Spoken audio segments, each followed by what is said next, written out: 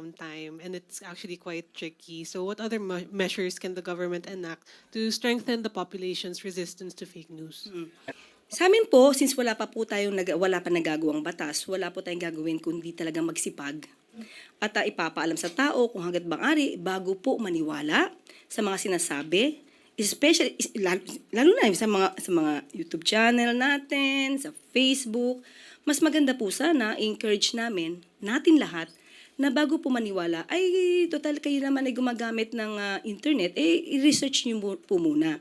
Mas maganda po na ang bawat napapakinggan nyo, i-research nyo through mainstream media. Kasi po pag sinabi po nating mainstream media, ito po ay verified. Ito po ay, talaga pong inaaral bago po ito mailabas sa publiko. So mas maganda po sana maniwala talaga. Okay, di ko po sinasabing huwag maniwala sa mga social media platforms na ginagamit po. Hindi po natin sinasabing ganyan.